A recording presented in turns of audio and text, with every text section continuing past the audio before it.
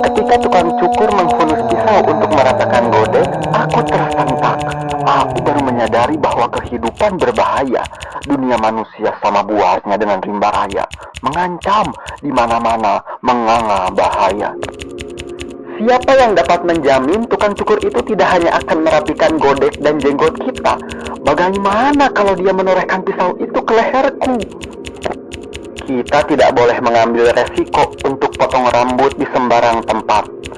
Karena berhubungan dengan tukang potong rambut yang tak dikenal, setiap saat bisa berarti memotong leher. Bahkan dengan tukang cukur yang sudah dikenal pun selalu ada bahaya. Bagaimana kalau pisau yang terhunus di tangannya itu menimbulkan inspirasinya, memanggil kenang-kenangannya kepada perasaan marah, jengkel, atau keki? Mungkin terhadap orang lain, tapi bisa saja emosi itu sudah menggerakkannya untuk memaksa kita jadi sasaran pelepasan. Apalagi kalau kita pernah dengan tidak kita sadari sudah melukai perasaannya, tidak menyahut waktu ia menyapa, atau kita lupa membayar hutang kita waktu bercukur yang lalu.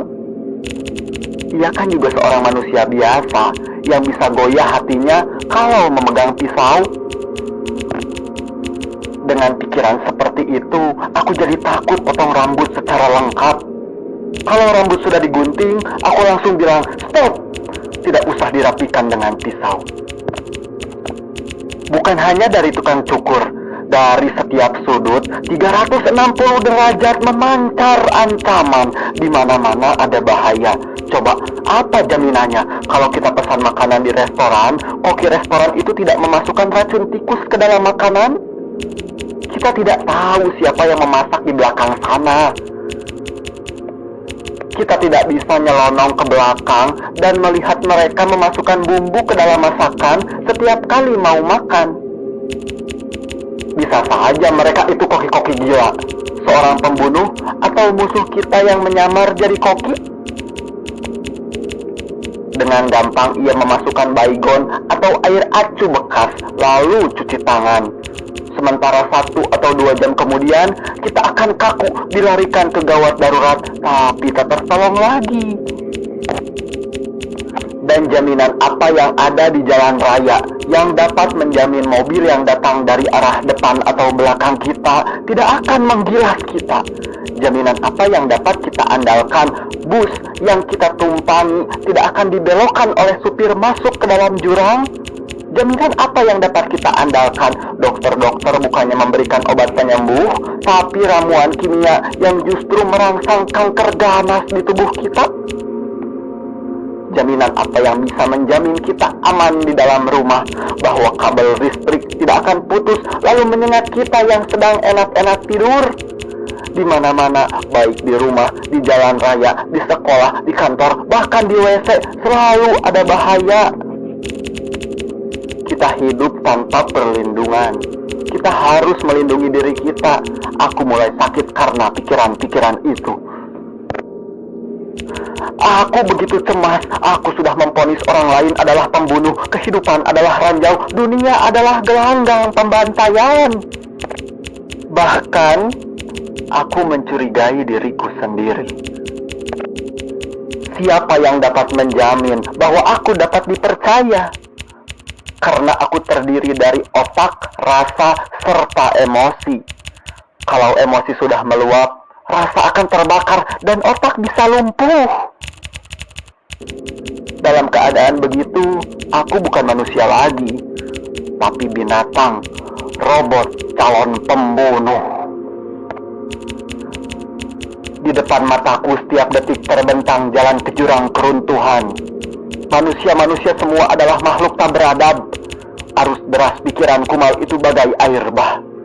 Tak mampu kutahan, tak bisa kutolak, tak kuasa kuterima. Akhirnya karena tak tahan, tak berdaya, tak tertolong, aku ambil jalan pintas. Dengan perhitungan yang amat matang, aku selesaikan semuanya hari ini secara jantan, lengkap, bulat, dan tuntas.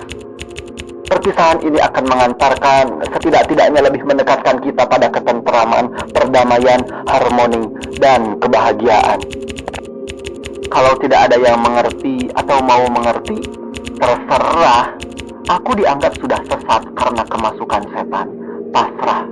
Aku dikubur sebagai orang gila dengan pikiran-pikiran busuk yang berbahaya pada kehidupan. Biarin, kepergianku justru disyukuri. Boleh. Tidak seorang pun sedih, tidak seorang pun kehilangan, tidak seorang pun menerima. Semua mengenangku sebagai musuh. Aku, surat wasiatku, segala sepak terjangku, segala lumut pikiranku adalah virus ganas. Tapi dalam pengejaran aku tambah hidup. Dimaki-maki berarti aku dikenang, disatroni, dihujat, disembelih, dipreteli, ditumbuk sampai serpihan-serpihan jadi debu. Aku malahan merajalela. Aku adalah pelajaran bahaya. Aku harus dipahami untuk mengerti apa yang harus dijauhi. Aku buku suci, apa yang tabu. Mau tahu siapa yang harus dikutuk? Lihat aku. Aku adalah musuh besar yang harus dibasmi itu, yang tidak bisa mati tanpa dipahami. Maka cintailah aku. Anak-anak sekolah diwajibkan awas. Aku dipaku pada setiap kepala, dicontreng pada setiap pojok kehidupan, dari kamar kecil sampai ke tempat tidur. Orang waras, orang melek, orang pintar, orang sedang buang hajat, orang mabok, orang tidur, orang bersenggama, orang teler, bego, sakit jiwa, semua harus waspada. Tahu aku. Aku jadi populer dan mewabah, merajalela sampai ke semua ketiak dan selangkangan bangsat yang dilestarikan. Itulah aku. Yang tidak tahu jadi tahu, yang tidak ngeh sekarang terusik, yang terusik lalu bertindak, yang sudah bertindak makin ganas, yang ganas kontan hilang ingatan, dan yang hilang ingatan bablas karena yakin akan masuk surga.